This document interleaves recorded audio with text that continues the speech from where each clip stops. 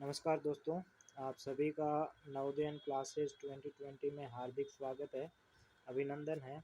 आप सभी को पता है पिछले 2 सालों से नवोदय क्लासेस 2020 बिल्कुल फ्री ऑफ कॉस्ट आपको जवाहर नवोदय विद्यालय की तैयारी करवा रहा है और उसमें काफ़ी बच्चे जॉइन हो चुके हैं और जो अभी तक जॉइन नहीं हुए हैं वो हमारे फ्री वाले टेलीग्राम ग्रुप में जॉइन हो सकते हैं। वहाँ पर डेली क्विज आती रहती है और जो भी इम्पोर्टेंट पीडीएफ वगैरह होता है तो मैं सेंड कर देता हूँ।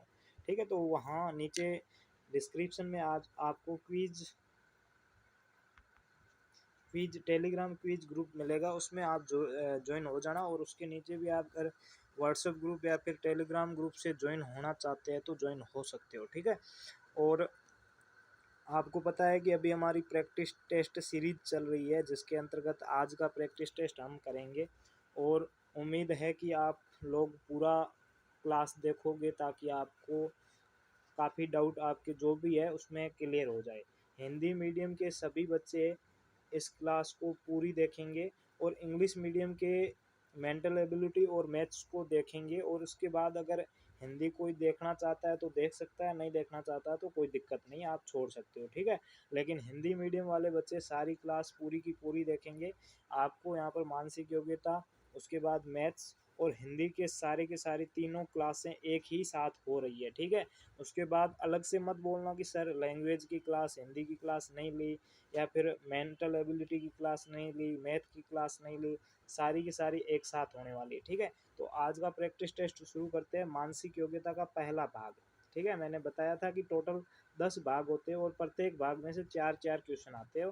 तो टोटल क्वेश्चन कितने आते हैं? मानसिक योग्यता के टोटल 40 क्वेश्चन आते हैं और मानसिक योग्यता टोटल 50 नंबर की होती है। एक प्रश्न आपका 1.25 नंबर का होता है, तो आपके जितने भी क्वेश्चन राइट होते हैं उसको 1.25 से गुणा कर दीजिएगा तो आपका आंसर आ जाएगा। ठीक है, अभी आपको कमेंट करके जब नीचे बताओगे तो आपको यही बताना है कि आपके 80 में से कितने क्वेश्चन राइट हुए, 80 में से कितने नंबर आए।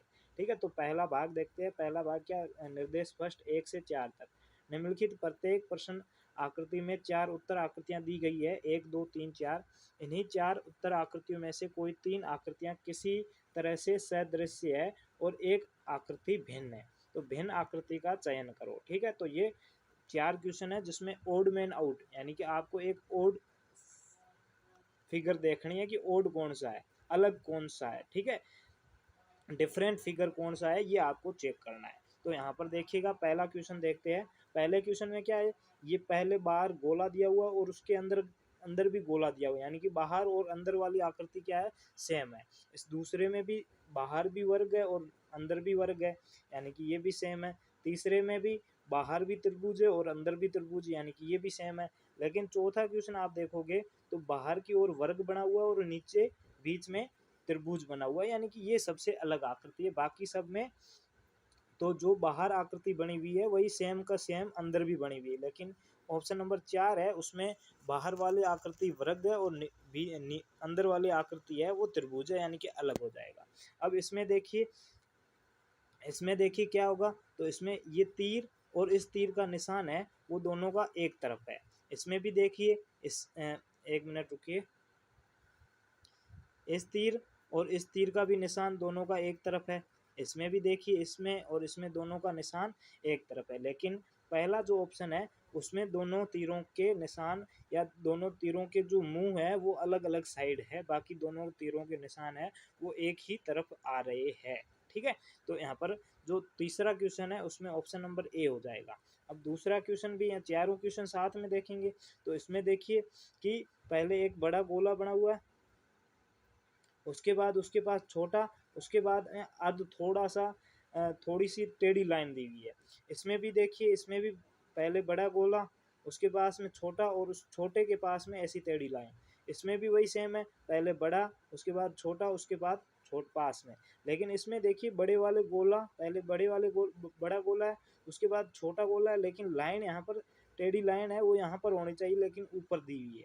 तो यहाँ पर दूसरा नंबर क्वेश्चन है उसमें जो ऑप्शन नंबर बी है वो सबसे अलग हो जाएगा। ये लाइन इस यहाँ पर होनी चाहिए लेकिन वहाँ पर ऊपर दे दी तो ये अलग हो गया। ठीक है, अब यहाँ पर देखिए कि इसमें क्या होगा, चौथा क्वेश्चन है, इसमें क्या होगा, तो यहाँ पर देखिए कि पहले वर्ग है, उसके बाद में जो मुंह होता है उसकी जगह पे पंचभुज है, तो सारों में यहाँ पर पंचभुज ही है, इसमें भी पंचभुज है, इसमें भी पंचभुज है, इसमें भी पंचभुज है और इसमें भी पंचभुज है। इसमें देखिए आंखें हैं वो दो गोले की तरह दिखाई हुई है, इसमें भी आंखें दो गोले की तरह है, इसमें भी आंखें दो गोले की तरह है, लेकिन इसमें वर्ग की ओर आंखें दिखाई गई है, यानी कि ये ऑप्शन नंबर तीसरा है, ये सबसे अलग हो जाएगा। तो यहाँ पर पहला क्वेश्चन इसमें ऑप्शन नंबर डी है वो अलग है, दूसरे प्रश्न में ऑप्शन बी अलग है, तीसरे क्वेश्चन में ऑप्शन नंबर ए है वो सबसे अलग है, और जो चौथा क्वेश्चन है उसमें ऑप्शन नंबर सी है वो अलग है। तो यहाँ तक चारों के चारों क्वेश्चन आपको समझ में आ चुके होंगे। अब नेक्स्ट देखिएगा, नेक्स्ट पार्ट देखते हैं, भाग 2 है, ठीक है। इसमें क्या दिया हुआ है, प्रश्न संख्या निहित है, निम्नलिखित प्रश्नों में से एक प्रश्न आकृति और 4 उत्तर आकृतियां दी गई है, 1 2 3 4, ठीक है। उस उत्तर आकृति का चयन करें जो प्रश्न आकृति के बिल्कुल सेम हो, यानी कि सेम फिगर वाला क्वेश्चन है, सेम फिगर भी बोल सकते हैं, मैचिंग फिगर भी बोल सकते हैं, यानी कि मैच करना है, ठीक है, MATCH मैचिंग फिगर, ठीक है। यानी कि जो क्वेश्चन फिगर दिया हुआ है उसको मैच करना है कि आंसर फिगर में वो कौन सा दिया हुआ है, ठीक है। सदृश्य यानी कि मैचिंग फिगर वाला टॉपिक है। अब यहाँ पर देखिए, यहाँ पर सिर्फ ऐसी दो मतलब कि ऐसी है और नीचे एक लाइन है, ठीक है। इसमें देखिए ये थोड़ी सी मुड़ी हुई नहीं है, सीधी लाइन है, ये गलत हो जाएगा। इसके ऊपर दो बिंदु मतलब एक गोला है जो भी भरा हुआ है, तो ये भी गलत हो जाएगा। इसमें अंदर की ओर दो गोले हैं वो भी भरे हुए हैं, यानी कि ये भी गलत हो जाएगा। तो ऑप्शन नंबर ए है वो आपका एकदम राइट आंसर हो जाएगा, पांचवा प्रश्न ऑप्शन नंबर ए। अब छठा क्वेश्चन देखिए कि दो लाइनें ऐसे दी हुई है और उसके बाद में एक ऐसी, तो यानी कि ऑप्शन नंबर ए बिल्कुल सही दिख रहा है। ऑप्शन नंबर बी में लाइन तिरछी नहीं है, सीधी है, ये गलत हो जाएगा। ऑप्शन नंबर सी है उसमें लाइन इस तरह से दी हुई है लेकिन होनी इस तरह से होनी चाहिए, तो ये भी गलत हो जाएगा। और ऑप्शन नंबर डी है उसमें लाइन कट कर ही नहीं रही है, सीधी एक लाइन है, लेकिन जबकि यहाँ पर लाइन ऐसे होनी चाहिए, तो ये भी गलत हो जाएगा। तो पहला ऑप्शन है वो आपका एकदम राइट आंसर हो जाएगा। अब आगे देखिए क्वेश्चन नंबर 6 हो गए। अब सातवां क्वेश्चन देखते हैं, ठीक है। सातवां क्वेश्चन देखिए, सातवें क्वेश्चन में क्या है कि सातवें क्वेश्चन में ये 3 लाइनें हैं पास में और उसके पास में छोटे छोटे 2 गोले हैं। इसमें देखिए गोला एक ही है, यानी कि ये गलत हो जाएगा, ये सही हो सकता है, 3 लाइनें भी है और 2 गोले हैं।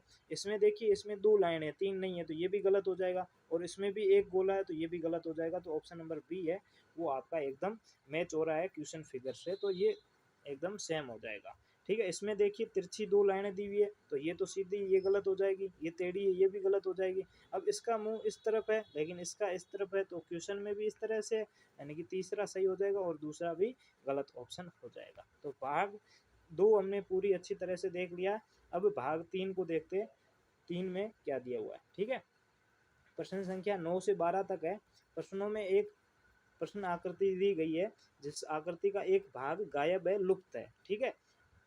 दी गई आकृतियों में से 1 2 3 4 में से उस आकृति का चयन कीजिए जो बिना अपनी दिशा बदले प्रश्न आकृति के लुप्त भाग को इस प्रकार फिट बैठ जाए कि प्रश्न आकृति का पैटर्न पूर्ण हो जाए। तो इसमें कौन सा दिया हुआ है, पैटर्न कंप्लीशन, ठीक है। वो सबसे पहला ओड मैन आउट, उसके बाद में मैचिंग फिगर और उसके बाद में पैटर्न कंप्लीशन, यानी कि पैटर्न पूर्ण करना। अब यहाँ पर देखिए कि यहाँ पर ऐसे 2 गोले हैं और यहाँ पर मतलब 4 गोले हैं, तो जो यहाँ पर 2 गोले हैं उसमें तो क्रॉस दिया हुआ है, यहाँ पर 2 गोले हैं उसमें क्रॉस दिया हुआ है, बाकी में सिर्फ एक एक लाइन दी हुई है।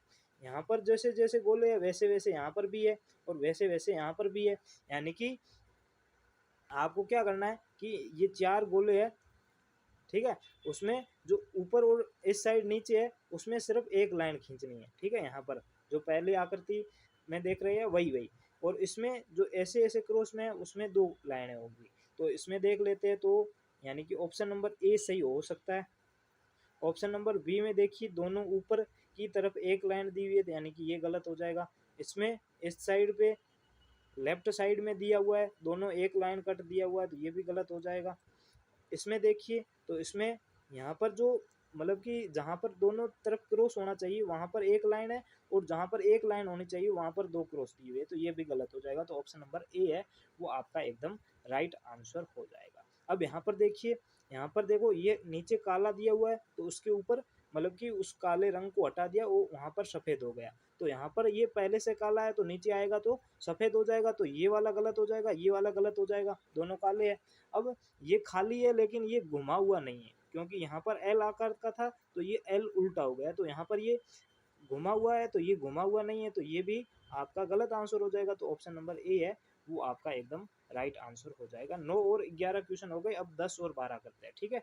अब यहाँ पर देखिए इसमें क्या किया, पहले छोटे से वर्ग थे, उसमें उससे थोड़ा सा बड़ा बना लिया उसके पास में, और उसके जस्ट बाद में क्या किया, पहले ये दोनों वर्ग है ना ये तो दिए हुए है, अब इसमें क्या किया, तीसरे नंबर पर जो तीसरी लाइन बन रही है उसमें दोनों वर्गों को एक साथ एक के अंदर दूसरा डाल दिया। जैसे कि पहले सबसे पहले छोटा था, उसके बाद में उससे थोड़ा बड़ा हुआ, और तीसरी लाइन में क्या किया, बड़े वाले में से छोटे को डाल दिया, यानी कि बड़ा बनाया और उसमें से एक छोटा और डाल दिया।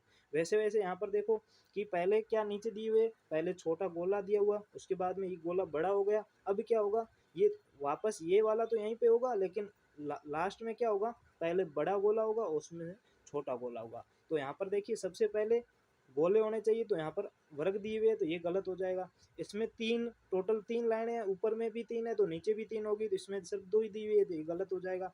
इसमें देखिए बीच में छोटे गोले आ रहे हैं, लेकिन बीच में तो मीडियम साइज के गोले आने चाहिए, बड़े गोले आने चाहिए, तो यहाँ पर गलत हो जाएगा। और ऑप्शन नंबर डी है वो आपका एकदम सही हो जाएगा, पहले छोटा गोला उसके बाद उससे बड़ा गोला, और लास्ट टाइम क्या करना है, बड़े गोले में से छोटे गोले को डाल देना है, ठीक है। तो ऑप्शन नंबर डी है वो आपका एकदम राइट आंसर हो जाएगा। अब देखिए इसमें क्या किया, इसमें एक जो वर्ग है वो अंदर से भरा हुआ है, ठीक है, ये वर्ग है भरा हुआ है तो यहाँ पर भी एक वर्ग डाल दिया।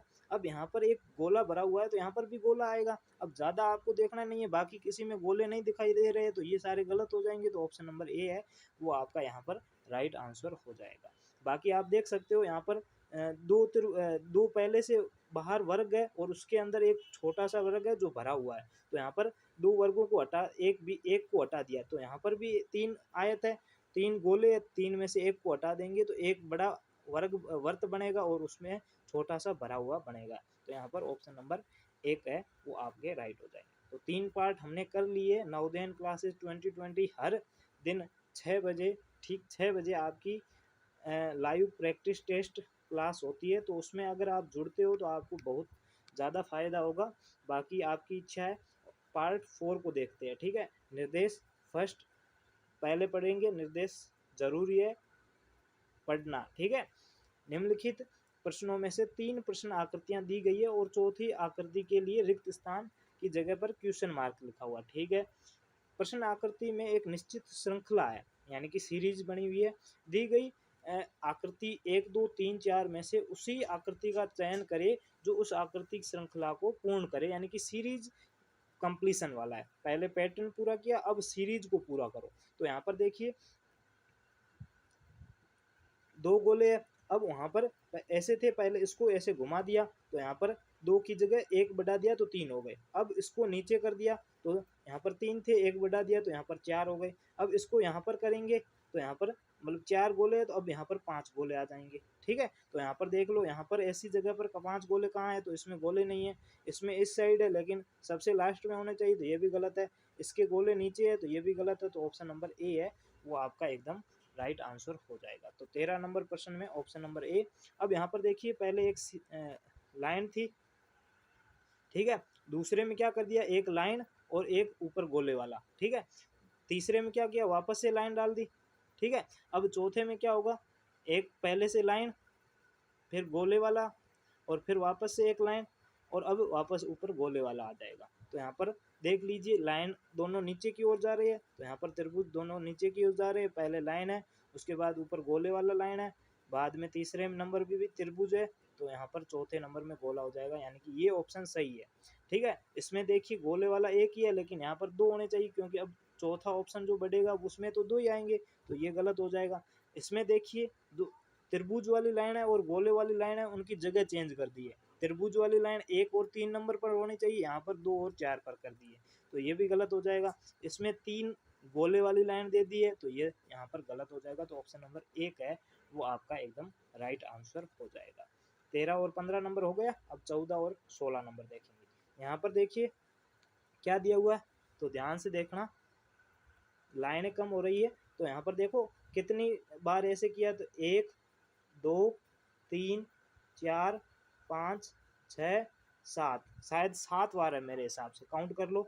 1 2 1 2 3 4 5 6 7 8 9 टोटल। आप ऐसे करोगे ना, मतलब कि 1 2 3 4 5 6 7 8 9 ऐसे बना हुआ है, ठीक है। तो यहाँ पर ऐसे मतलब कि कितनी लाइनें हैं, तो 9 लाइनें, एक ये, दूसरी ये, तीसरी, चौथी, पांचवी, छठी, सातवीं, आठवीं और नौवीं लाइन, ठीक है। तो यहाँ पर ऐसे इसमें 9 लाइनें हैं, तो यानी कि मान लो इसमें 9 है, इसमें कितनी है, 1 2 3 4 5 6 7, इसमें 7 हो गई, इसमें 1 2 3 4 5, इसमें 5 हो गई, यानी कि हर बार 2 2 कम हो रही है। तो अब यहाँ पर देखो 9 के बाद 7, 7 के बाद में 5, 5 के बाद में अब कितने 2 कम करेंगे तो यहाँ पर 3 आ जाएगा, यानी कि कैसे बन जाएगी, ऐसे 3 लाइनें, ठीक है। तो देख लीजिए 3 लाइनें किसमें, तो ऑप्शन नंबर ए में, तो ऑप्शन नंबर ए हो जाएगा। बाकी सब में ज़्यादा लाइनें हैं तो ये गलत हो जाएंगे, ठीक है। अब इसमें देखिए, इसमें क्या दिया हुआ है, तो यहाँ पर देखिए कि पहले एक गोला दिया हुआ है और यहाँ पर एक मतलब कि सीधी लाइन और उसके साइड में मतलब कि ऐसे 5 लाइनें दी हुई है, ठीक है। और उसके जस्ट पास में एक गोला भी दिया हुआ है। तो इसने क्या किया, एक गोला यहाँ पर था, इसको उल्टा कर दिया, वैसे तो इसको उल्टा कर दिया, ठीक है। अब देखो यहाँ पर देखो कि पहले ऐसे था, 1 2 3 4 5 और यहाँ पर गोला था। अब उसने क्या किया, इसको उल्टा कर दिया, ठीक है। और ये ऊपर वाली लाइन है ना, ये वाली, इसको पहले ऐसे थी, अब उसने क्या किया, दूसरी तरफ कर लिया, ठीक है। तो इसको ऐसे कर लिया, बाकी 4 लाइनें नीचे रख दी और नीचे सेम साइड में रखी, चेंज भी नहीं की, यानी कि इसी साइड। तो 1 2 3 4 और नीचे 2 गोले बना दिए। अब देखिए तीसरे में क्या होगा, तीसरे में एक और लाइन यहाँ पर कम हो गई, तो एक यहाँ पर बढ़ गई, और यहाँ पर 2 गोले थे ना, वो अब ऊपर चले गए, यानी कि पहले गोला कहाँ पे था, इस साइड में, उसके बाद में नीचे आया, यहाँ पर हो गया, अब यहाँ पर चला गया। अब गोले ऊपर की ओर जाएंगे, और गोले कितने हो जाएंगे, पहले 1 2 बाद में 3, अब कितने हो जाएंगे, 4 गोले। तो 4 गोले ऊपर किस साइड में, ऑप्शन नंबर कौन से में दिए हुए, तो इसमें 2 गोले दिए हुए, ये गलत हो जाएगा। इसमें भी 2 गोले है तो ये भी गलत हो जाएगा। ये नीचे है और 3 भी गोले है तो ये भी गलत हो जाएगा। ये ऊपर भी है और 4 गोले पूरे, यानी कि ऑप्शन नंबर ए है वो आपका एकदम राइट आंसर हो जाएगा।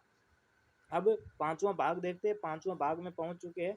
निर्देश देख लेते हैं पहले, 17 से 20 प्रश्न तक है। निम्नलिखित में से प्रत्येक प्रश्न आकृति में एक वर्ग का टुकड़ा दिया हुआ है या भाग दिया हुआ है। दी गई 4 आकृतियों में से उस 1 2 3 4 में से कोई एक भाग वर्ग का दूसरा टुकड़ा है, जिनको मिलाना है तो मिलते ही वर्ग बन जाएगा, ठीक है। तो आपको दूसरा जो देखना है वो देखना है फिगर, तो इसको आप स्क्वायर फिगर भी कह सकते हो, स्क्वायर बनाना है, ठीक है। तो आप दोनों मतलब कि यहाँ पर देखोगे तो इसमें देखो, इस लाइन को बनाएंगे तो स्क्वायर बन जाएगा। अब यहाँ पर ऐसी आकृति आनी चाहिए, तो यहाँ पर देख लीजिए, ऐसी 90 डिग्री वाली समकोण त्रिभुज कैसे में बन रहा है, तो ऑप्शन नंबर ए में बन रहा है। बाकी सारे ऑप्शन गलत दिख रहे हैं, तो इसमें ऑप्शन ए हो जाएगा। इसमें देखिए, तो इसमें एक पहले ऐसे लाइन, उसके बाद में ऐसे और ऐसे, ठीक है। तो ऐसे देख लीजिए, ऐसे किस में दिख रहा है, तो यहाँ पर देखिए ये टेढ़ी लाइन है, ठीक है, गलत हो जाएगी। ये सीधी लाइन है लेकिन हमें तो इस तरफ से ही है ना ऐसे, तो ये भी गलत हो जाएगी। ये भी टेढ़ी टेढ़ी लाइन है, तो ये, और ये आकृति है, ये बिल्कुल इस समान साइड दिख रही है, सेम दिख रही है, ठीक है। मतलब कि ये ऐसे आ गया था ना, उसके बाद में ऐसे, उसके बाद में ऐसे, ऊपर ऐसे और ऐसे, ठीक है। तो ये आकृति ऑप्शन नंबर सी में एकदम बिल्कुल सेम दिख रही है। जो बची हुई आकृति है उसको अगर मिलाएंगे तो पूरा एक वर्ग बन जाएगा, ठीक है। अब यहाँ पर देखिए इसमें क्या होगा, तो ऊपर की ओर आएगी आकृति, पहली बात तो, यानी कि ऊपर की ओर आकृति किसमें नहीं है, तो ऑप्शन सी में नीचे है, ऑप्शन डी में सीधी दी हुई है, यानी ये दोनों तो कट जाएंगे। अब ऑप्शन ए और बी में क्या अंतर है, तो इसमें देखिए लाइनें सिर्फ कितनी, एक मिनट रुकिए, इसमें लाइनें कितनी, 1 2 3 4, ठीक है। इसमें कितनी है, तो इसमें 1 2 3 4, इसमें 1 2 3 4 5 6 6 लाइनें दी हुई है। तो इसमें देखिए 6 लाइनें है या नहीं, यानी कि ये देखो नीचे की ओर ऐसे आ रहा है ना, तो यहाँ पर 1 2 मतलब कि ऐसे मान के चलो ये 3 नीचे आ रहा है, तो 3 नीचे आ रहा है तो इसमें 3 नीचे भी आने चाहिए। तो ये एक मिनट बड़ा करके बताता हूँ, थोड़ा जूम आउट करता हूँ, ठीक है, ताकि आपको आराम से दिख जाए। यहाँ पर देखिए पहले इसको वर्ग बनाएंगे ना, तो एक तो ऐसे बन जाएगा वर्ग। अब आपको ये आकृति बनानी है तो इसके ऊपर बना लीजिए ऐसे। अब देख लीजिए अब कितनी आ रही है, तो ऊपर 1 2 3 4 5 6 वाली आ रही है, यानी कि ये वाली आपकी फिट हो जाएगी। तो ऑप्शन नंबर बी है वो आपका एकदम सही हो जाएगा, ठीक है। अब आगे बढ़ते हैं, 19 प्रश्न हो गए, अब 20वां प्रश्न देखते हैं। तो 20वें में क्या है कि इसको मिलाते ही आपका बन जाएगा। तो अब ऐसी आकृति कहाँ पे मिल रही है, तो ये तो गलत हो जाएगा। इसमें यहाँ पर इस साइड का मोटा दिया हुआ, तो ये भी गलत हो जाएगा। अब देखो ए होगा या बी होगा, बी में ए में ये देखो ये इस वाला इस साइड वाला भाग है ये छोटा दिया हुआ है, बाकी बी में दोनों मतलब इस साइड और इस साइड दोनों समान है, ऊपर और नीचे भी एकदम परफेक्ट जम रहे हैं। तो यानी कि इसमें बी वाला ऑप्शन आपका एकदम राइट आंसर हो जाएगा, ठीक है। अगला देखिए भाग 6 को देखते हैं, ठीक है। भाग 6 क्वेश्चन नंबर 21 से 24 तक। निम्नलिखित प्रश्नों में से 3 आकृतियों के बाद चौथी आकृति के स्थान पर प्रश्नवाचक चिन्ह है, ठीक है। पहली 2 आकृतियों में जो संबंध है वही तीसरी और चौथी में भी संबंध होना चाहिए, यानी कि किससे रिलेटेड है, एनालॉजी से, एनालॉजी, ठीक है, सादृश्यता से। अब देखो ये ऐसे दिया हुआ है ना, अब इसको क्या किया, इसको बस घुमा दिया इस तरफ से। तो ये मतलब कि देखो एक मिनट, इसको ऐसे नहीं ऊपर की ओर घुमाया, यानी कि ये लाइन ऊपर की ओर चली गई और ये नीचे की ओर आ गई। अब इसको ऊपर की ओर घुमाया तो इसको भी ऐसे घुमाएंगे, तो इसको ऐसे घुमाएंगे तो ये ऐसे घूमेगा तो नीचे आएगा। तो नीचे से स्टार्ट कौन सा हो रहा है, तो ऑप्शन नंबर ए और डी तो गलत हो जाएंगे। अब इसमें साइड में सबसे इस साइड वाली में नीचे स्टार्ट होना चाहिए, तो इसमें स्टार्ट हो रहा है, इसमें ऊपर से स्टार्ट हो रहा है, तो ऑप्शन बी गलत हो जाएगा। ऑप्शन सी है वो आपका एकदम राइट आंसर हो जाएगा, यानी कि इस आकृति को अगर ऐसे घुमाएंगे तो ऑप्शन नंबर सी है वो आपका एकदम सही हो जाएगा। अब इसमें देखिए कि 2 ऐसे लाइनें थी तो इसमें बाद में क्रॉस जोड़ दिया। अब इसमें देखो इसमें भी 2 लाइनें हैं, तो आगे दोनों में क्रॉस जोड़ दो बस। तो यहाँ पर ऑप्शन ए और सी, ठीक है, ये तो गलत हो जाएंगे, ये तिरछी है, ये सीधी लाइन है। अब इसमें आपको क्रॉस है, तीर का निशान है, उस साइड जोड़ना था, लेकिन आपने उल्टा जोड़ दिया, तो ये भी गलत हो जाएगा। तो ऑप्शन नंबर ए है वो आपका एकदम राइट आंसर हो जाएगा। अब देखिए 22 नंबर देख लेते हैं। 22 नंबर में क्या दिया हुआ है कि एक गोला उसमें एक लाइन, उसके बाद में 2 लाइनें हो गई, तो यहाँ पर भी एक लाइन और अब एक लाइन इधर हो जाएगी, तो 2 लाइनें हो जाएगी। तो 2 लाइनें सिर्फ ऑप्शन नंबर बी में है, तो ऑप्शन नंबर बी है वो आपका एकदम राइट आंसर हो जाएगा। इसमें देखिए 2 गोले नीचे है और एक ऊपर है। अब क्या हुआ, ये पहला वाला जो गोले वाली लाइन है ये ऊपर चली गई, यानी कि दोनों ऊपर हो गए। अब इसमें देखिए इसमें कौन सा होगा, तो यहाँ पर देखिए कि ये दोनों लाइनें ऊपर है और एक नीचे है, तो पहली वाली लाइन यहाँ पर गोले वाली लाइन है वो उल्टी हो गई थी, तो इसमें भी वापस उल्टी कर देंगे, तो एक तीर का निशान नीचे आ जाएगा, एक ऊपर रहेगा, वापस से एक नीचे आ जाएगा। समझने की बात है, वापस से देखना कि ये एक लाइन ऐसे ऐसे और ऐसे, मतलब कि गोला नीचे बाद में ऊपर बाद में वापस से नीचे, ठीक है। और इसमें क्या कर दिया, पहले वाले जो गोले की लाइन है इसको उल्टा कर दिया, यानी कि नीचे था उसको ऊपर लेके चले गए। अब इसमें क्या पहले से ऊपर दी हुई है तो इसको नीचे लेके आना है, यानी कि पहले नीचे उसके बाद में ऊपर बाद में नीचे, यानी कि ऑप्शन नंबर सी है वो सही हो जाएगा। इसमें दोनों ऊपर है, गलत हो जाएगा, ठीक है। मतलब दोनों ऊपर तो दोनों होनी चाहिए, लेकिन पहली वाली नीचे होनी चाहिए और दूसरी वाली ऊपर होनी चाहिए, ठीक है। मतलब कि यहाँ पर एक ही ऊपर होनी चाहिए, एक 2 नीचे होनी चाहिए, एक ऊपर, तो इसमें 2 ऊपर है, गलत हो जाएगा। इसमें भी 2 ऊपर है, गलत हो जाएगा। इसमें बीच वाली तो नीचे है, ऊपर ही है, तो ये तो सही हो जाएगा। और ऑप्शन नंबर में ये देखो ये मतलब कि बीच वाली को नीचे कर दिया, तो ये गलत हो जाएगा। तो इसमें क्या हो जाएगा, ऑप्शन नंबर सी है वो आपका एकदम राइट आंसर हो जाएगा, ठीक है। अब भाग नंबर 7 को देखते हैं, 25 से 28 तक है। निम्नलिखित प्रत्येक प्रश्न में एक प्रश्न आकृति और 4 उत्तर आकृतियां दी हुई है, 1 2 3 4। दी गई उत्तर आकृतियों में ऐसी आकृति का चयन करें जिसमें प्रश्न आकृति का दर्पण बन रहा हो। ठीक है, मिरर वाला है, ये मिरर फिगर वाला है। तो इसमें देखिए इसमें कैसे होगा, तो यहाँ पर देखिए पहले तो पहली बात तो ये 6 पत्तियां हैं, तो इसमें भी कितनी हो जाएगी, इस तरफ से बनेगी, ऐसे पत्तियां बनेगी, इसमें 6 पत्तियां होगी। तो ये तो गमला पूरा उल्टा कर दिया तो ये गलत हो जाएगा। इसमें पत्तियां वैसे की वैसी दिख रही है, यानी कि कांच में उल्टी दिखेगी तो ये भी गलत हो जाएगा। इसमें उल्टी तो दिख रही लेकिन पत्तियों की संख्या कम है, इसमें 4 ही है, इसमें 6 पत्तियां हैं, तो ऑप्शन नंबर बी बच जाएगा, तो बी एकदम राइट आंसर हो जाएगा। अब यहाँ पर देखिए, यानी कि गोला एक नीचे इस तरफ से आना चाहिए। ठीक है, अब देखो जब ये दर्पण बनाएंगे तो खाली करेंगे तो पास वाला पास में दिखेगा, यानी कि इस तरफ से वाला ये खंड है ये खाली होना चाहिए। इसमें ये ऊपर वाला है ये गलत हो जाएगा, इसमें भी ऊपर वाला ये भी गलत हो जाएगा। इसमें इस साइड बाहर साइड वाला खाली है, जबकि होना कौन सा, अंदर साइड वाला खाली होना चाहिए, तो ऑप्शन नंबर सी है वो आपका एकदम राइट आंसर हो जाएगा। अब देखिए, हाँ इसमें देखिए दर्पण है, दर्पण का मतलब कि ऐसे दिया हुआ है तो आपको ऐसे करना है, यानी कि अगर ये 5 ऐसे लिखा हुआ है ना, तो इसको अगर सही से भी लिखोगे ना तो ऐसे ऐसे लिखा जाएगा। ठीक है, तो ऐसे देख लो किसमें, ये तो बिल्कुल टेढ़े हो गए सारे के सारे, तो ये सारे गलत हो जाएंगे, और ऑप्शन नंबर बी है वो आपका एकदम राइट आंसर हो जाएगा। अब इसमें देखो, पहले पास में कौन है, गोला है, तो इसके पास में भी गोला आएगा पहले, बाद में वर्ग है तो बाद में वर्ग आएगा, बाद में त्रिभुज है तो बाद में त्रिभुज आएगा। अब ये सीरीज देख लो, तो ये ऊपर से नीचे नहीं है, सिर्फ टेढ़ी है, तो ये गलत हो जाएगा, ये भी गलत हो जाएगा, और ये तिरछी है ये भी गलत हो जाएगा, तो ऑप्शन नंबर सी है वो आपका एकदम राइट आंसर हो जाएगा। अब आगे देखिए भाग नंबर 8। ठीक है, क्या दिया हुआ, प्रश्न संख्या 29 से 32 तक। निम्नलिखित प्रत्येक प्रश्न में से एक प्रश्न आकृति और 4 उत्तर आकृतियां दी हुई है, 1 2 3 4। आपको इन आकृतियों में से उस आकृति को चुनना है जिसमें प्रश्न आकृति निहित हो, यानी कि एम्बेब्ड फिगर वाला जो क्वेश्चन होता है, छिपी हुई आकृति जिसे बोलते हैं, वो वाला आपका आंसर हो जाएगा। अब देखिए पहला कौन सा होगा, तो पहला यहाँ पर देख लीजिए कौन सा होगा। ठीक है, पहला आप, अगर ज़्यादातर बच्चे क्या करेंगे, देखते ही पहला ऑप्शन सही लगा लेंगे, तो पहला तो यहाँ पर गलत हो जाएगा। क्यों होगा, ये अंदर नीचे वाली लाइन है जो आयत बना हुआ है ये पतला है, लेकिन इसमें थोड़ा सा मोटा है, तो ये गलत हो जाएगा। अब इसमें आपको ऊपर ऐसे कहीं पे बन नहीं रहा है, इसमें भी, तो ये भी गलत हो जाएगा, और इसमें नीचे आयत बन नहीं रहा है, तो ये भी गलत हो जाएगा।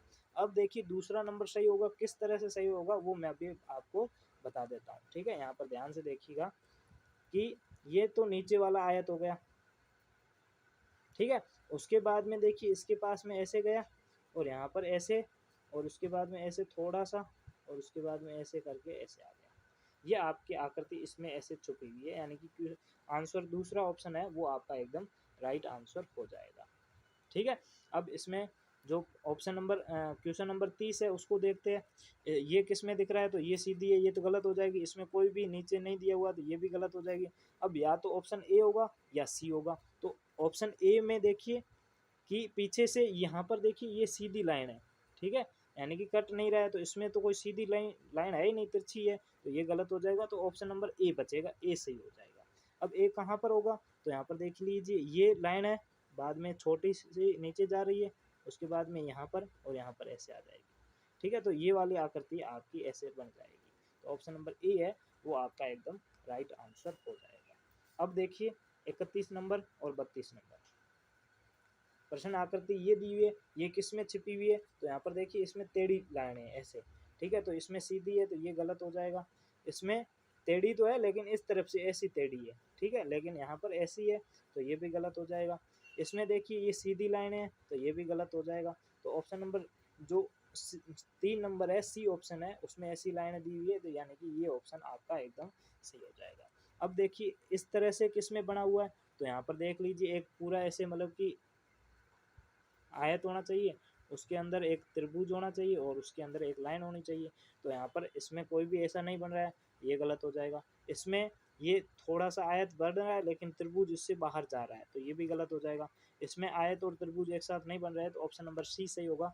अब देखिए ये देखो ये आयत बन रहा है। ठीक है, उसके अंदर ऐसा त्रिभुज है और उसके अंदर एक लाइन भी है, यानी कि ऑप्शन नंबर सी है वो आपका एकदम राइट आंसर हो जाएगा। अब 8 भाग हो गए, 9वां भाग देख लेते हैं। 9वां भाग क्या कह रहा है, यहाँ पर ध्यान से देखिएगा, ठीक है। 33 से 36 तक निम्नलिखित प्रत्येक प्रश्न में एक कागज के टुकड़े को प्रश्न आकृति के नीचे दिए गए ढंग को मोड़ा और काटा गया, उसके बाद में पंच किया गया, तो उत्तर आकृति में से उन आकृति का चयन करें जो कागज को खोलने के बाद में वैसी दिखाई देगी। यानी कि मैंने आपको क्या कहा था कि जब लास्ट समय में जिस तरफ मोड़ा गया पहले उसी तरफ खोलेंगे, यानी कि पहले ऐसा था उसको ऐसे मोड़ा था, अब वापस से ऐसे खोलेंगे तो यहाँ पर ये एक पूरा ऐसे बन जाएगा, ठीक है। अब वापस से इसको नीचे की ओर खोलेंगे तो एक नीचे और बन जाएगा, ठीक है। तो ऐसे देख लो, इसमें 2 किसमें दिख रहे हैं तो 2 ये तो खड़े दिख रहे हैं तो ये गलत हो जाएगा, इसमें 4 है इसमें भी 4 है तो ये भी गलत हो जाएगा, तो ऑप्शन नंबर सी है वो आपका एकदम राइट आंसर हो जाएगा। अब इसमें देखिए पहले ऐसा था, ठीक है, उसको ऐसे वर्ग की बनाया, बाद में वर्ग को त्रिभुज बनाया, अब वापस से खोलोगे तो इसको ऐसे खोलोगे, अब ये एक आयत बन गया। अब इसको वापस से इसका डबल करोगे यहाँ पर तो इसमें भी ऐसे आ जाएगा। तो यहाँ पर देख लीजिए इसमें कैसा दिया हुआ है, तो ऑप्शन ए में सीधा खड़ा है तो ये गलत हो जाएगा, इसमें 4 है तो ये भी गलत हो जाएगा, इसमें कोई सीधा है कोई टेढ़ा है तो ये भी गलत हो जाएगा, ऑप्शन नंबर डी है वो आपका एकदम सही हो जाएगा। अब देखिए यहाँ पर छोटा सा दिया हुआ है, तो यानी कि आयत तो बनेगा नहीं, वर्ग बनेगा, तो इसमें 2 वर्ग आ जाएंगे, ठीक है। तो यहाँ पर ऑप्शन नंबर 4 है वो आपका एकदम राइट आंसर। इसमें देखिए कि पहले ऐसा वर्ग था उसको मोड़ दिया तो त्रिभुज बन गया, अब त्रिभुज को भी वापस ऐसे मोड़ा तो यहाँ पर बन गया। अब यहाँ पर देखिए ये है, इसको वापस ऐसे खोलेंगे तो नीचे एक जीरो और बन जाएगा, अब इसको वापस ऐसे खोलेंगे तो एक जीरो यहाँ पर बनेगा, एक जीरो यहाँ पर, 2 जीरो पास पास में कोने में बनेंगे, यानी कि ऑप्शन नंबर ए है वो आपका सही है, बाकी सारे गलत हो जाएंगे, ठीक है। अब यहाँ पर देखिए, यहाँ पर देखिए तो यहाँ पर जब पहले ऐसा गोला था ना उसको ऐसे मोड़ा, उसके बाद ऐसे मोड़ा वापस, अब खोलेंगे तो सबसे पहले ऐसे मोड़ेंगे तो यहाँ पर एक तो यहाँ पर गोला आ जाएगा और उसके बाद में ऐसे छोटा सा त्रिभुज यहाँ पर भी आ जाएगा, जब इसको खोलेंगे तो वापस ये त्रिभुज दोनों भर जाएंगे ऐसे और गोले 2 ऊपर आ जाएंगे, यानी कि 4 तो गोले होंगे और 2 अंदर त्रिभुज होंगे, ठीक है।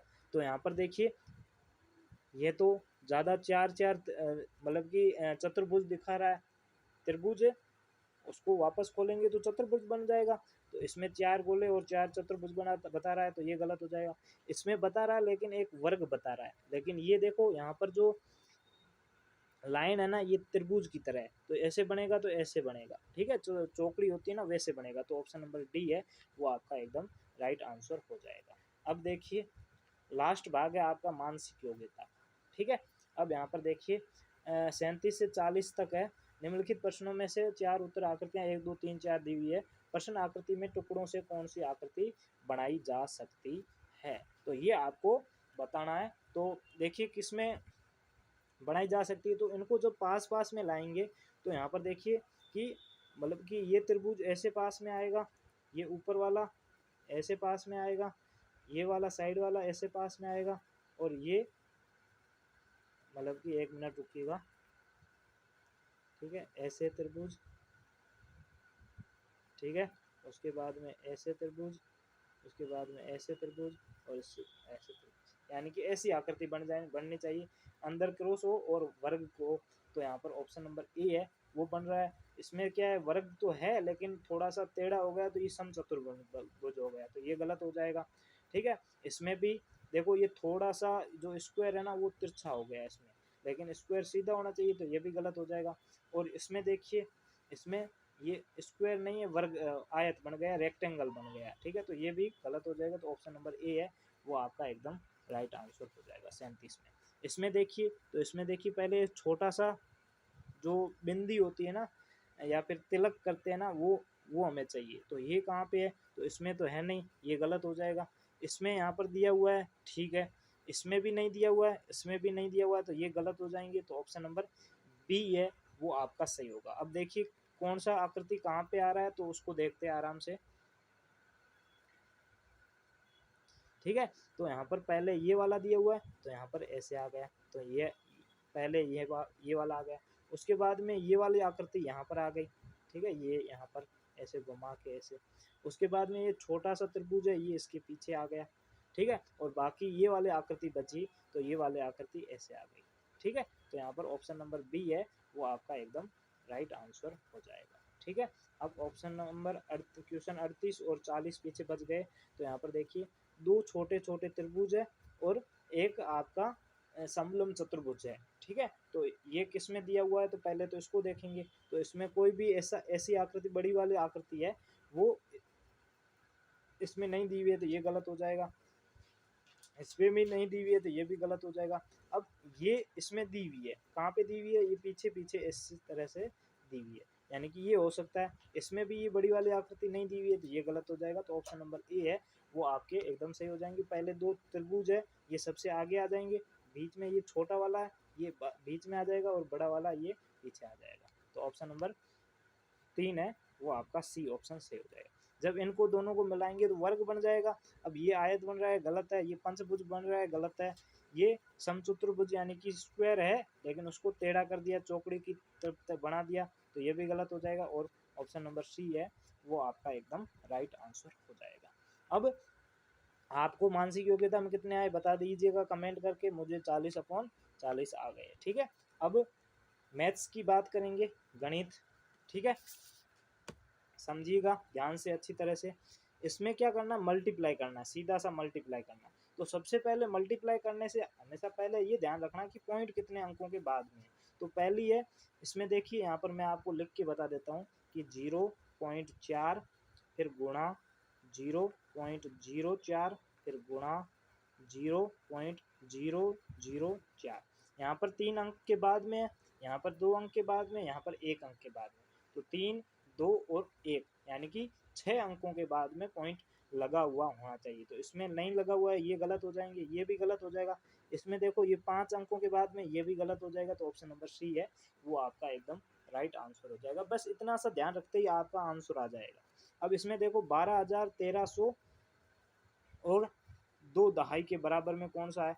तो यहाँ पर देखो 2 दहाई का मतलब 20 होगा, 2 दहाई का मतलब 20 और 1300 यानी कि 1300। उसके बाद में 12,000 है तो यहाँ पर 12,000। अब जब इन तीनों को जोड़ेंगे तो कैसा आ जाएगा, 2 3 3 और यानी कि 13,320 किसमें दिख रहे हैं, तो ऑप्शन नंबर बी में वो दिख रहे हैं। तो ऑप्शन नंबर बी है वो आपका एकदम सही हो जाएगा। अब ऐसे मत समझना कि 12,000 है तो शुरुआत भी 12 से ही हो गई, बाकी तीनों में 12 से हो रही है। लेकिन यहाँ पर एक चीज ये समझिए कि 1300 दिया हुआ और 10 100 होते ही 1000 हो जाता, तो 1000 उस तरफ से बढ़ जाएगा, इस तरह इसमें बढ़ जाएगा, तो 12 का 13 हो जाएगा, 13,000। बाद में 1000 बढ़ेगा तो 1300 में 1000 को घटाएंगे तो पीछे 300 बचेगा, फिर 320 आ जाएगा, ठीक है। इसमें देखिए 10 और बीच में कितनी रूट संख्याएं, रूट संख्याएं मतलब प्राइम नंबर, ठीक है। रूट संख्याएं प्राइम नंबर अभाज्य संख्याएं, ठीक है। अब यहाँ पर देखिए रूट प्राइम नंबर 10 और 20 में कौन कौन से होते हैं, एक तो 11 होता है, 13 होता है और 17 और 19 4 होता है। तो जो ऑप्शन नंबर सी है वो आपका एकदम राइट आंसर हो जाएगा। नीचे देखिए निम्नलिखित में से कौन सी संख्या 12 24 और 12 20 24 का एक सर्वनिष्ठ उपनिष्ठ गुणनखंड है। अब देखिए कॉमन फैक्टर पूछ रहा है, ठीक है। कॉमन फैक्टर कौन सा है ये पूछा है। कॉमन फैक्टर किसका किसका पूछ रहा है, 12 20 और 24 का, जिसमें मतलब कि उस संख्या का 12 में भी भाग जाना चाहिए, 20 में भी जाना चाहिए और 24 में भी जाना चाहिए। तो 3 देखते हैं, 3 में 3 का 20 में भाग नहीं जाएगा तो यानी कि ये कॉमन नहीं होगा। उसके बाद में 4 देखते हैं तो 4 में 12 में भी 4 का भाग जा रहा है, 20 में भी 4 का भाग जा रहा है और 24 में भी 4 का भाग जा रहा है, यानी कि ये सही हो सकता है। उसके बाद में 5 देखते हैं, 5 में 12 में भाग नहीं जाएगा 5 का, तो ये नहीं होगा। 6 देखते हैं तो 6 20 में 6 का भाग नहीं जाएगा, तो ये भी गलत हो जाएगा। तो ऑप्शन नंबर बी है 4 है, 4 तीनों का कॉमन फैक्टर हो जाएगा, यानी कि तीनों में 4 का भाग जाएगा, भाग जाता है। आगे देखिए क्या दिया हुआ, 2 गुणा 3 गुणा 5 और दूसरा है 3 गुणा 5 गुणा 7। इसका एलसीएम लेना है, एलसीएम लेना है। तो आपको पता है जब भी ऐसे आ जाए तो इसमें क्या करना है, आपको कुछ भी नहीं करना है कि सबको मिला लेना है। तो यहाँ पर देखिए 2 गुणा ये 3 और 5 है ना, ये दोनों जगह दी हुई, यानी कि ये तो दोनों मिल जाएंगे, तो 3 गुणा 5 एक ही लिखेंगे, और उसके बाद में 7 और है तो गुणा 7, यानी कि ऑप्शन नंबर ए गलत हो जाएगा, बी गलत हो जाएगा, और सी बिल्कुल राइट आंसर हो जाएगा, डी गलत हो जाएगा। ठीक है, एलसीएम जब भी पूछे एलसीएम, तो जो कॉमन है उसको तो एक बार ही लिखना है और बाकी वालों को भी लिखना है। ठीक है, एच से पूछता ना तो सिर्फ कॉमन को देखते हैं, लेकिन एलसीएम पूछा यानी कि बड़ी संख्या पूछी होगी। वैसे कहते तो यही है कि छोटी से छोटी संख्या, ठीक है, लेकिन वहां पर निकलती बड़ी है, तो वहां पर देखना है कि वह बड़ी संख्या तो होगी, लेकिन वो सबसे छोटी संख्या होगी जिसमें इन सब का भाग जाएगा। ठीक है, अब देखिए 45 हो गए, 46 नंबर देखते हैं। इसका आपको योग ज्ञात करना है। देखो फ्रैक्शन का एडिंग वाला आ गया, एडिंग फ्रैक्शन, फ्रैक्शन का वो 4 फंडामेंटल ऑपरेशन है, उसमें एडिंग करना है। किसको इसको करना है, तो यानी 3/5 प्लस 7/9। अब देखो इसमें पूरा आंसर नहीं करना है। अब देखो नीचे क्या आएगा, तो नीचे 9 और 5 का एलसीएम लेंगे, और ये दोनों मतलब कि 5 अभाज्य भी संख्या है, प्राइम नंबर भी है, तो इन दोनों को मल्टीप्लाई कर देंगे, तो 5 × 9। ऊपर क्या आएगा, तो यहाँ पर जो भी आ रहा है उसमें 5 का भाग देंगे, तो 5 से 5 कट जाएगा, 9 बचेगा, 9 को 3 से गुणा करेंगे, 9 गुणा 3 प्लस, अब इसमें 9 का भाग देंगे तो 9 से 9 कट जाएगा, 5 बचेगा, तो 5 गुणा 7। यानी कि इसमें ऐसा कैसा मतलब कि किस ऑप्शन में ये वाला आ रहा है, यानी कि 9 गुणा 3 प्लस 5 गुणा 7 बटे 5 गुणा 9, तो इसमें बटे में 5 प्लस 9, 5 गुणा 9 है, लेकिन ऊपर ये 3 प्लस 7 ही है। ठीक है, इसमें देखिए प्लस वाला है, और ऑप्शन नंबर डी देखिए इसमें प्लस भी है, और ऊपर 3 गुणा 7 प्लस 5 गुणा 7 है, तो ये आपका एकदम राइट आंसर हो जाएगा।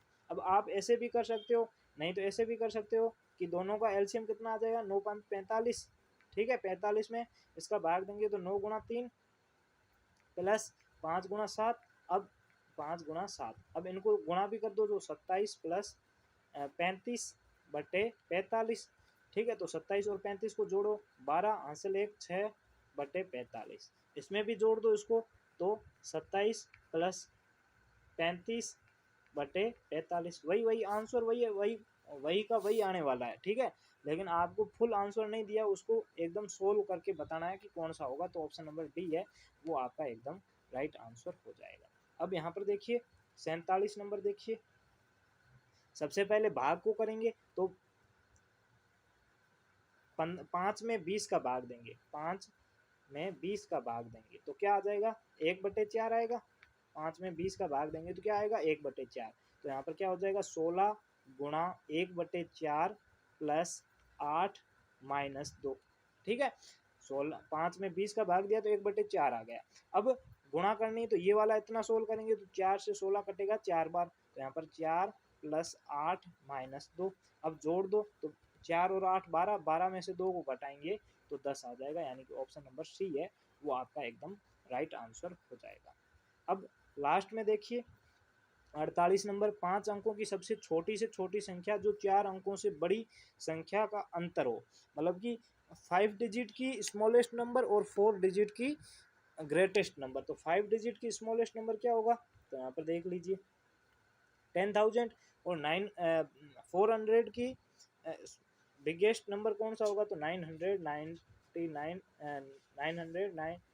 9,999। तो इसमें दोनों में अंतर कितना है, तो 1 का अंतर है, तो यहाँ पर ऑप्शन नंबर 1 है वो आपका एकदम सही हो जाएगा, ए ऑप्शन।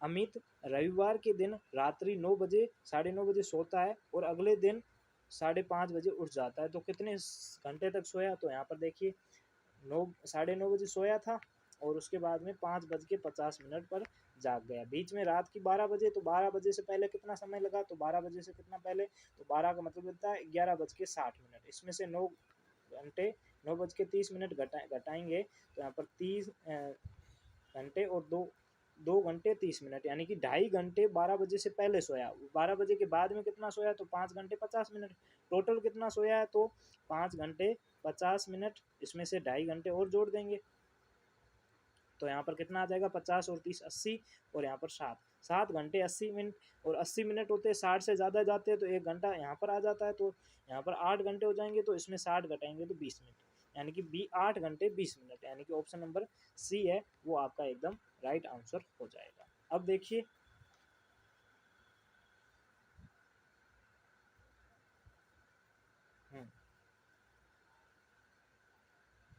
ए और बी की आयु का योग कितना है 45 है, यानी कि 4x प्लस 5x, दोनों का योग पूछा है ना, तो दोनों को जोड़ेंगे तो 4x प्लस 5x बराबर कितना हो जाएगा 9x है। तो 9x बराबर कितना है 9x बराबर 45 है, तो x का मान कितना हो जाएगा, तो 45 में 9 का भाग देंगे तो 5 आएगा, यानी कि x का मान 5 हो जाएगा।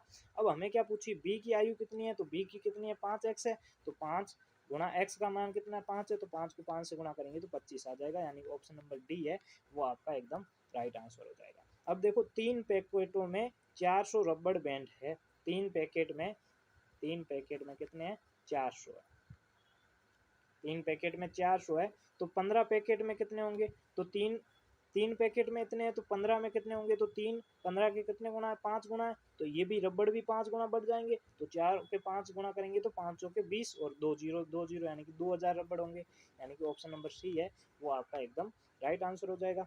देखो 600 विद्यार्थियों में से 240 तो लड़कियां हैं, तो लड़कियों का प्रतिशत पूछा है, जिसका पूछा है वो ऊपर, यानी कि 240 ऊपर बटे कुल कितने हैं 600 गुणा 100 प्रतिशत करना है तो 100, तो एक 2 जीरो से 2 जीरो कट जाएंगे, 6 से 240 कटेगा 40 बार, तो कितना आ जाएगा 40%।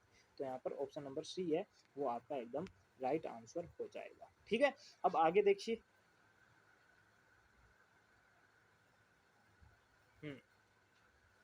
एक व्यक्ति ने एक घड़ी 500 में खरीदी और उसे किस मूल्य पर बेचे ताकि 20% का लाभ हो, यानी कि अब देखो 500 रुपये में खरीदी है, अब कितने में बेचे ताकि 100 मतलब कि 20% का लाभ हो, तो 20 का लाभ होना चाहिए, तो 120 बटे 100। तो यहाँ पर देखिए 500 में खरीदी है तो 2 जीरो से 2 जीरो कट जाएगा, 5 को 12 से गुणा करेंगे 12 पंजू 60 और पीछे 1 जीरो, 600 रुपये में बेचेगा तो 20% का लाभ हो जाएगा। ठीक है, अब यहाँ पर देखिए एक व्यक्ति 40 रुपए के 100 के भाव से अंडे खरीदता है और 40 रुपए के 80 अंडे बेच देता है, यानी कि यहाँ पर देखिए कि 100 अंडे खरीदे थे कितने में, 100 अंडे खरीदे थे 40 रुपए में, 100 अंडे खरीदे थे 40 रुपए में। अब एक अंडा कितने में खरीदा, तो एक अंडा खरीदा, अब देखो 100 अंडे खरीदे थे 40 रुपए में, एक अंडा कितने में खरीदा, तो 40 बटे 100, 100 एक जीरो से एक जीरो कटेगा तो 4/10 रुपए का एक अंडा खरीदा, कितने का खरीदा 4/10 का एक अंडा खरीदा, बेचा कितने का, तो 80 अंडे बेचे 40 रुपए में, तो एक अंडा कितने में बेचा, तो 40/80, यानी कि 40 और 80 दोनों कट जाएंगे तो 1/2 आ जाएगा, यानी कि खरीदा कितने में, खरीदा 4/10 में और बेचा कितने में, तो 1/2 में बेच दिया।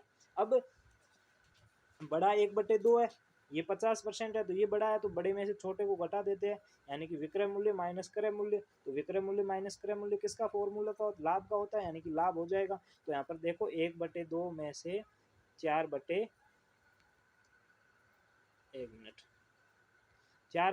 इसको भी काट देते हैं तो 2/5 आ जाएगा। ठीक है, 1/2 में से 2/5 को घटा देते हैं तो दोनों का एलसीएम 10 आ जाएगा, यहाँ पर 5, क्योंकि 10 में 2 का भाग देंगे तो 5, 5 को 1 से गुणा करेंगे तो 5, फिर -5, 10 में 5 का भाग देंगे तो 2, 2 को 2 से गुणा करेंगे तो 4।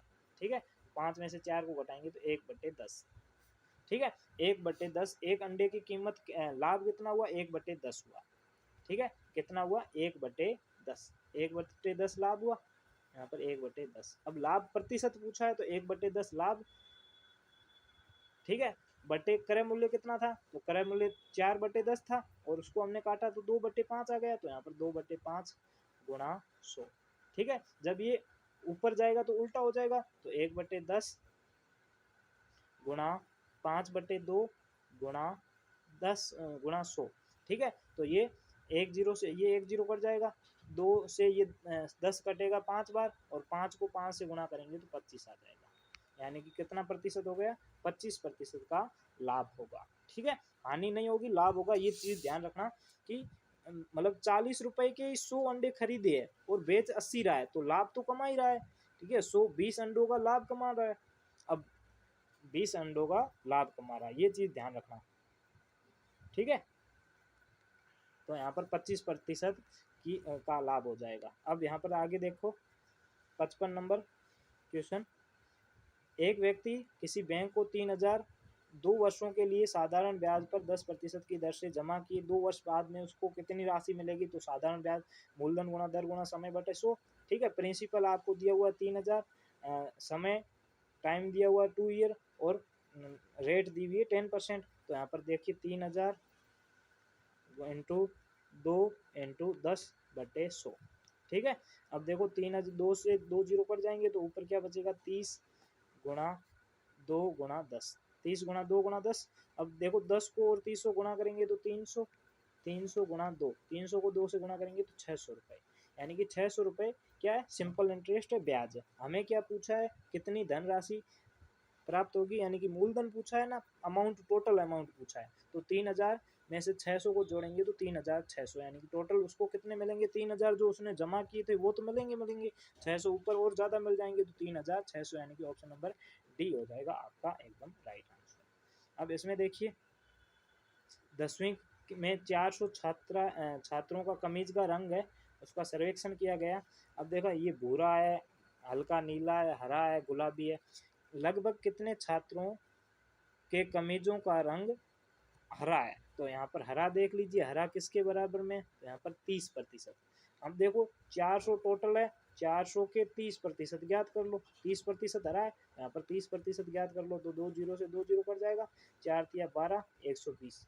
तो 120 छात्र, यानी कि ऑप्शन नंबर बी है वो आपका एकदम राइट आंसर हो जाएगा। अब देखो ये क्वेश्चन परसेंटेज का है और आपको एक ग्राफ से करना पड़ेगा। अब देखो एक घन का किनारा 5 सेंटीमीटर है, तो उस घन का संपूर्ण पृष्ठीय पृष्ठ क्षेत्रफल क्या होगा? तो संपूर्ण पृष्ठ क्षेत्रफल का फॉर्मूला क्या होता है? 6 गुणा भुजा स्क्वायर, भुजा स्क्वायर होता है, तो 6 गुणा भुजा स्क्वायर, 5 का कितना होगा? 25 होगा, तो 25, 6 को 25 से गुणा करेंगे तो 150 आ जाएगा। 150 भुजा स्क्वायर, 150 वर्ग मीटर, ठीक है, वर्ग मीटर आएगा।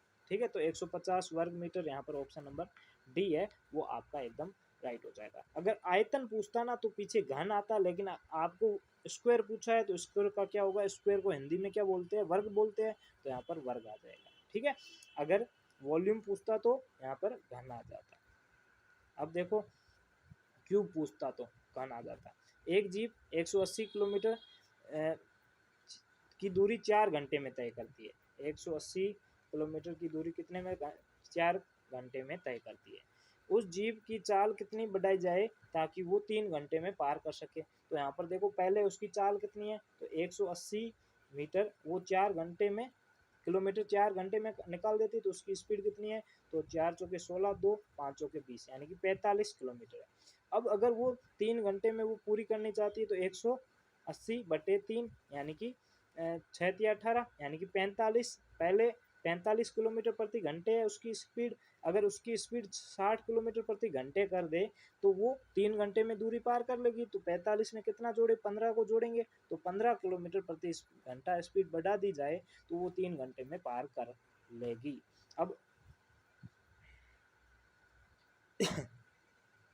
अब देखिए कि 1659 एक रेलगाड़ी 480 किलोमीटर की दूरी 8 घंटे में तय करती है, तो वो 2 घंटे में कितनी दूरी तय करेगी? अब देखो यहाँ पर 480 किलोमीटर की दूरी कितने में? 8 घंटे में तय करती है, तो वो 2 घंटे में कितनी दूरी तय करेगी? तो इसमें 4 का भाग देते हैं तो 2 आ जाता है, तो इसमें भी 4 का भाग देते हैं, तो इसमें 4 का भाग देंगे तो यानी कि 1 2 0, यानी कि 120 किलोमीटर आपका आंसर हो जाएगा। तो 4 घंटे में, 2 घंटे में कितनी करेगी? 120। अब देखिए एक वर्गाकार खेत है, उसकी भुजा इतनी है, तो उसका क्षेत्रफल क्या होगा? तो वर्गाकार खेत का क्षेत्रफल का फॉर्मूला क्या होता है? भुजा स्क्वायर या भुजा गुणा गुणा भुजा गुणा भुजा, साइड इंटू साइड। तो 32 का स्क्वायर कितना होगा? तो 32 का स्क्वायर हो जाएगा 1024। अब यहाँ पर क्षेत्रफल पूछा है तो वर्ग मीटर आएगा, सिर्फ मीटर नहीं आएगा, वर्ग मीटर आएगा, यानी कि ऑप्शन नंबर डी है वो आपका एकदम, सी है वो आपका एकदम राइट आंसर हो जाएगा। और यहीं पे आपका मैथ्स है वो भी पार्ट पूरा हो चुका है, मैथ्स का भी पार्ट पूरा हो चुका है, आराम से देख लीजिएगा। ठीक है, अब हिंदी वाला देख लेते हैं। ठीक है, अब जो इंग्लिश मीडियम के बच्चे हैं ना वो अभी क्लास छोड़ सकते हैं और वो अपना कमेंट में नाम बता दे, आपको कितने मार्क्स आए ये बताकर वो क्लास छोड़ सकते हैं। बाकी हिंदी मीडियम वाले पूरी देखेंगे तो उसमें देख लेते हैं। प्रसिद्ध भारतीय क्रांतिकारी रास बिहारी बोस रहते थे, कहाँ पर रहते थे? चीन में, जापान में, जर्मनी में या रूस में? राम बिहारी बोस ने जापान में बना रखी थी, क्या बना रखी थी? शांतिदूत फौज या राजपूताना फौज, बंगाल रेजिमेंट या फिर आजाद हिंद फौज। सुभाष चंद्र बोस ने जापान पहुंचकर किसका नेतृत्व संभाला? तो जापान सेना का, लाल सेना का, आजाद हिंद फौज का और भारत सेना का। सुभाष चंद्र बोस ने जापान पहुंचकर क्या क्या नारा दिया? तो वंदे मातरम, दिल्ली चलो, लंदन चलो या जय जवान जय किसान। अमर शब्द का अर्थ क्या है? अमर शब्द यानी कि जो मर जाते हैं, जिसका जीवन ना हो, जो कभी नहीं मरते हैं और जीवनहीन व्यक्ति। अब देखिए, जापान में एक क्रांतिकारी थे रास बिहारी बोस। तो रास बिहारी बोस कहाँ पे रहते थे? जापान में रहते थे। तो इसका ऑप्शन नंबर बी है वो आपका एकदम राइट। उन्होंने आज़ाद हिंद फौज बना के रखी थी। तो उन्होंने क्या बना के रखी थी? आज़ाद हिंद फौज, यानी कि ऑप्शन नंबर डी सही हो जाएगा। जब सुभाष चंद्र बोस जापान पहुंचे तो उन्होंने इसका नेतृत्व संभाला। किसका नेतृत्व संभाला? तो आज़ाद हिंद फौज का संभाला। जापान से मदद लेकर उन्होंने भारत के पूर्वी दिशा में अंग्रेजी सेना पर आक्रमण कर दिया। वे जीत तो नहीं सके, पर उनकी कार्रवाई ने अंग्रेजों को झकझोर दिया। ठीक है। उन्होंने भारतीय जनता को जागरूक करने के लिए दिल्ली चलो का नारा दिया। तो कौन सा नारा दिया? दिल्ली चलो। ठीक है। नेताजी ये नेताजी ये नेताजी के नाम से भी जाने जाते थे। स्वतंत्रता की इस लड़ाई में हजारों भारतीयों ने अपना बलिदान दिया। साहित्यकारों ने, पत्रकारों ने, किसानों ने, मजदूरों, बच्चों, वृद्धों और महिलाओं ने तन मन धन से सहयोग दिया। देश के इस त्याग को करने वाले अमर शहीदों के नाम इतिहास में अमर रह गए। ठीक है। तो इसमें पहला जापान में थे, किसकी क्या बना के रखा था? तो आज़ाद हिंद फौज। सुभाष चंद्र ने किसका नेतृत्व संभाला? तो सुभाष चंद्र बोस ने आज़ाद हिंद फौज का नेतृत्व संभाला। क्या नारा दिया? जय हिंद। अब अमर का मतलब मर। ठीक है। मर का मतलब मरना और ए का मतलब जो कभी मरते नहीं है। तो जो कभी नहीं मरते हैं तो वो अमर हो जाते हैं। ठीक है। तो ऑप्शन नंबर बी है वो आपका एकदम राइट आंसर हो जाएगा। दूसरा पैसेज देखते हैं। ठीक है। दूसरा पैसेज, अब देखिए दूसरा पैसेज है, एक मिनट थोड़ा सा।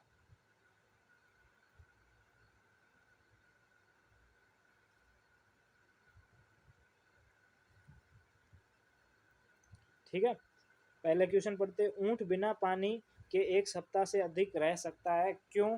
क्योंकि वह रेत में मीलों चल सकता है, इसके पैर गद्देदार होते हैं, ये एक बार में कई लीटर पानी पी सकता है और इसकी पीठ पर एक दो गुबंद होते हैं।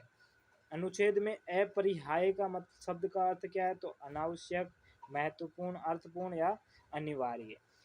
ऊंट रेत से अपनी आंख और नाक को कैसे बचा सकते हैं? तो इसके पैर गद्देदार होते हैं, इसकी पलकें लंबी होती है और नाक के छिद्र बंद कर सकता है और इसकी पीठ पर एक या दो गुबंद होते हैं। ये पानी के बिना कई सप्ताह रह सकता है। ठीक है। अनुच्छेद के लिए उपयुक्त शीर्षक कौन सा है? तो शीर्षक चूज करना है। कौन से जीव रात में बिलों से निकल जाते हैं? तो ऊंट, लोमड़िया या फिर कीट पतंगे या राजस्थानी छिपकलियां। अब देखो, मरुस्थल में अनेक प्रकार के पशु का जीवन रहते हैं। रात में रेगिस्तान में छिपकलियां अपने बिलों से निकल जाती है। तो लास्ट के प्रश्न का आंसर मिल गया, ऑप्शन नंबर 4। रात में कौन से बिलों से निकल जाते, कौन बिलों से निकल जाता है?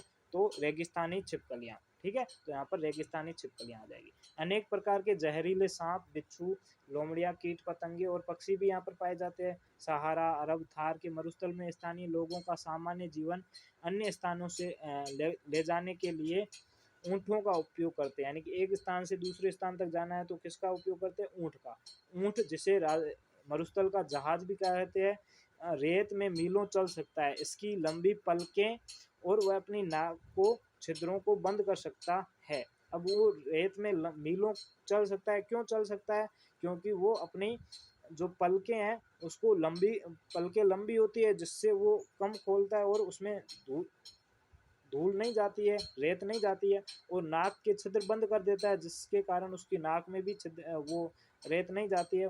तो यहाँ पर ऊँट है ना, वो अपने आँखों और नाक को कैसे बचाता है, तो उसकी लंबी पलकें होती है और वो नाक में छिद्र बंद कर सकता है। ठीक है भाई, आगे देखिए, ये अपनी नाक के छिद्रों को बंद कर सकता है। इस प्रकार वो आँखों इस प्रकार रेत इसकी आँखों और नाक से अलग रहता है।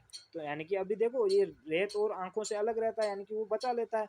इसके पैर सपाट और गद्देदार होते हैं। इसकी पीठ पर 1-2 कुंभद होते हैं। ऊँट कई लीटर पानी पी सकता है और बिना पानी से 1 सप्ताह से अधिक रह सकता है। तो एक अधिक रह सकता है क्योंकि वो एक साथ कई लीटर पानी पी सकता है, यानी कि ऑप्शन नंबर सी है वो आपका एकदम राइट आंसर हो जाएगा। अब जो 2 क्वेश्चन बचे हैं उसका आंसर पैसेज में नहीं है। कौन कौन से? एक तो है अपरिहाय का मतलब। अब देखो यहाँ पर एक पूरा इसको पढ़ते हैं तो यहाँ पर क्या दिया हुआ, ऊँट को कई लीटर पानी पी सकता है बिना पानी से 1 सप्ताह।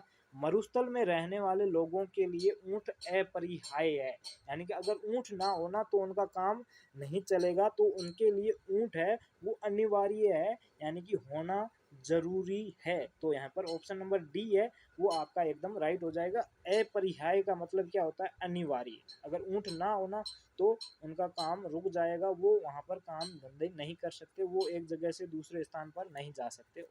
ठीक है, उसके बाद में चौथा क्वेश्चन बचा था, तो अनुच्छेद में सबसे उपयुक्त शीर्षक कौन सा है? तो शीर्षक यहाँ पर देख लीजिए, ऊँट ऊँट के बारे में बताया। ऊँट है वो मरुस्थल का जहाज होता है। ऊँट क्या है? मरुस्थल का जहाज है। सबसे ज्यादा महत्वपूर्ण यही है, बाकी के इतने महत्वपूर्ण नहीं है। जो ज्यादा इंपॉर्टेंट लगे उसी को सही करना है। ठीक है, अब देखिए तीसरा पैसेज देख लेते हैं। तीसरा पैसेज देखते हैं तो यहाँ पर क्या किया है, आज कल देश शिक्षा के साधन के रूप में बड़े उपयोगी सिद्ध हो रहे। कौन हो रहे? पुस्तकें, चलचित्र। चलचित्र का मतलब क्या होता है? टीवी। ठीक है, जहाँ पे चित्र होते हैं ना, जो वीडियो अगर उसमें चित्र है ना वो चलते रहते हैं। खेल, मोबाइल। तो कौन सा होगा? जो मौखिक रूप से समझ नहीं आती है वो समझ जाती है। क्या समझ जाते हैं? किससे समझ जाते हैं? तो लिख कर समझ जाते हैं, बोल कर समझ जाते हैं, या चित्र चल देख कर समझ जाते हैं, या संकेत द्वारा। विज्ञान और भूगोल जैसे कठिन विषयों को सरलता से समझाया जा सकता है। कैसे? चलचित्रों द्वारा, श्यामपट के द्वारा, ट्यूशन पढ़ाकर, इनमें से कोई नहीं। नग्न प्रदर्शन और मार धाड़ से भरी फिल्में कर रही है। क्या कर रही है? सबका मनोरंजन, स्वस्थ मनोरंजन कर रही है, नई पीढ़ी को गुमराह कर रही है, ज्ञान वृद्धि कर रही है, इनमें से कोई नहीं। चलचित्र का महत्वपूर्ण भूमिका निभा रहे हैं। क्या महत्वपूर्ण भूमिका निभा रहे हैं? तो सामाजिक बुराइयों को दूर करना, अंधविश्वासों को दूर करना, कुप्रथाओं को समाप्त करना, और उपयुक्त में से कोई उपयुक्त सभी। ठीक है, आजकल शिक्षा के साधन के रूप में चलचित्र बड़े उपयोगी साबित हो रहे हैं। तो क्या उपयोगी साबित हो रहे हैं चलचित्र? तो ऑप्शन नंबर बी है वो आपका एकदम सही हो जाएगा। जो बात कक्षा में प्रभावित नहीं हो पाती उसे पर्दे पर देखकर बड़ी सरलता से समझा जा सकता है। जो मौखिक रूप से नहीं समझ सकते उसको समझ आ जाती है चलचित्र देखकर। अपन किसी कोई चीज़ अपन को पढ़ा दे, वो समझ में नहीं आए, अगर उसी को अगर जैसे कि आपको जो हमारा इतिहास है, भारत का इतिहास है, वो आपको बोर्ड पर पढ़ा दिया जाए, जैसे कि मुगल साम्राज्य है, ठीक है, वो अगर आपको पढ़ा दिया जाए, अगर आपको वो समझ में नहीं आता है, ठीक है, सब पढ़ाने से तो वो समझ में नहीं आएगा। अगर वहाँ पर आपको वो अकबर वाली पूरी की पूरी फिल्म दिखाई जाए, जिससे आपको ये पता चले अकबर ये था, इसका जन्म यहाँ पर हुआ था, इसने ये युद्ध इस वक्त किए थे, तो वहाँ से ज़्यादा याद हो जाता है। ठीक है, तो टीवी से काफ़ी ज़्यादातर याद हो जाता है। आगे देखिए, ठीक है, उदाहरण के लिए ऐतिहासिक घटनाओं, युद्धों आदि को पर्दे पर संजीव रूप से प्रस्तुत किया जा सकता है। यानी कि अगर युद्ध कोई होते हैं या फिर कोई घटनाएं होती है ऐतिहासिक, अगर उनको फिल्म के रूप में दिखाया जाए तो काफ़ी लोगों को ज़्यादा समझ में आ जाएगा। विज्ञान और भूगोल जैसे विषयों की जानकारी चलचित्र द्वारा अत्यंत रोचक ढंग से प्रस्तुत की जा सकती है। तो विज्ञान और कठिन को सरलता से समझा जा सकता है, कहाँ से? चलचित्रों द्वारा। आगे देखिए, सामाजिक बुराइयों, अंधविश्वासों और कुप्रथाओं आदि को समाप्त करने में ये अच्छे चलचित्र महत्वपूर्ण भूमिका निभाते हैं। तो लास्ट का आंसर मिल गया कि सामाजिक बुराइयों को दूर करने में, अंधविश्वास को दूर करने में और कुप्रथाओं को समाप्त करने में ये चलचित्र महत्वपूर्ण भूमिका निभाते हैं। सिनेमाघर में कुछ कमियां भी है, दोष भी है। क्या है? नग्न प्रदर्शन, ठीक है, मारधार यानी कि लड़ाई वाली फिल्में होती है, वो फिल्मी नई पीढ़ी को गुमराह कर रही है। ये सारी जो है ना ये नई पीढ़ी को गुमराह कर रही है। तो ये नग्न प्रदर्शन और मारधार से भरी फिल्में क्या कर रही है, नई पीढ़ी को गुमराह कर रही है, यहाँ पर लिखा हुआ है एकदम स्पष्ट रूप से। ठीक है, तो ये सारे के सारे क्वेश्चन हो गए, आगे पैसेज पढ़ने की जरूरत नहीं है। आगे देखिए, इसमें देख लीजिए। हम्म, हाँ, अब देखिए सूरदास ने किसका चित्रण किया है, तो श्री राम के चरित्र का, श्री कृष्ण की बाल लीलाओं का, कंस और कृष्ण के युद्ध का, राम और रावण के युद्ध का, दिल्ली के निकट बल बल्लभगढ़ से 2 मील दूरी पर सीही गांव में किसका जन्म हुआ था, तो तुलसीदास का, सूरदास का, कबीरदास का या नंददास का। सूरदास के पदों को सुनकर प्रभावित हुए कौन, गुरु रामदास, स्वामी नारायण, बाबा विठलनाथ या स्वामी वल्लभाचार्य। सूरदास ने श्री कृष्ण का वर्णन किया है, किसमें किया है, महा श्री भगवत श्री मद भगवत पुराणों के आधार पर, वेदों के आधार पर, उपनिषदों के आधार पर या उपरोक्त में से किसी के आधार पर नहीं। अपनी कविताओं और बालकों का स्वाभाविक चेष्टा और प्राकृतिक दृश्यों को संजीव रूप से यथार्थ वर्णन करता है। कौन करता है, तुलसीदास, सूरदास, नाभादास या रेदास। तो अब यहाँ पर देखिए इसका कौन सा आंसर हो जाएगा, इसको पढ़ते हैं। तो यहाँ पर देखिए, सूरदास के पद गांव गांव में थे, वह हिंदी के यशस्वी भक्त थे, कवि थे। भगवान श्री कृष्ण की बाल लीलाओं, कृष्णों का बाल लीला का जैसा भावपूर्ण चित्रण सूरदास ने किया है। तो सूरदास ने क्या किया है, तो पहला क्वेश्चन जो था ना कि सूरदास किसका चित्रण करते हैं, तो यहाँ पर श्री कृष्ण की बाल लीलाओं का चित्रण करते हैं। अब देखिए अगला, वैसा विश्व में अत्यंत दुर्लभ है, ब्रजभाषी में पूरी मिठास सुर भरे पदों में गाई। विद्वानों का मत है कि सूरदास का जन्म दिल्ली के निकट वल्लभगढ़ से 2 मील दूरी सीही में हुआ था। तो किसका जन्म हुआ था, तो सूरदास का हुआ था। किसका हुआ था, तो सूरदास का हुआ था, यानी कि ऑप्शन नंबर बी सी है वो आपका एकदम राइट आंसर हो जाएगा। ठीक है, अब आगे देखिए, आगे क्या लिखा हुआ है। ठीक है, वह एक ब्राह्मण जाति से थे, किशोरावस्था में विरस्त होकर मथुरा चले गए और बाद में आगरा मथुरा के बीच में गऊ घाट में साधु रूप में रहने लगे। उन्होंने अपने एक पद बनाकर स्वामी वल्लभाचार्य को सुनाया और सूरदास का ये इससे वह सूरदास से बहुत प्रभावित हुए। तो उनसे कौन प्रभावित हुए, तो स्वामी वल्लभाचार्य उनसे बहुत प्रभावित हुए, यानी कि ऑप्शन नंबर बी है वो आपका एकदम राइट आंसर हो जाएगा। अब देखिए अगला, कि उन्होंने सूरदास को अपना शिष्य बना लिया और उनकी आज्ञा के अनुसार सूरदास ने संस्कृत में श्रीमद् भागवत महापुराण के आधार पर श्री कृष्ण का विस्तार पूर्वक पद्य श्रेणी में वर्णन किया है। तो किसमें किया है, भागवत गीता में, भागवत महापुराणों में उसका वर्णन किया है। अब आगे देखिए, ठीक है, सूरदास के संबंध में प्रसिद्ध वह जन्माद्य है, लेकिन इसके काव्य वर्ण्य विषय से स्पष्ट है, ऐसी बात नहीं होगी। उन्होंने अपनी कविताओं में विविध रंगों, बालकों, स्वाभाविक चेष्टाओं और प्राकृतिक दृश्यों जैसा सजीव यथार्थ वर्णन किया है, जैसे वर्णन भली भांति बिना संभव नहीं हो सकता है। अब यहाँ पर देखिए, तो अपनी कविताओं में बालकों की स्वाभाविक चेष्टाओं और प्राकृतिक दृश्यों के सजीव यथार्थ वर्णन किसने किया, तो सूरदास, क्योंकि पूरा का पूरा पैसेज सूरदास के ऊपर ही है, तो उन्होंने ही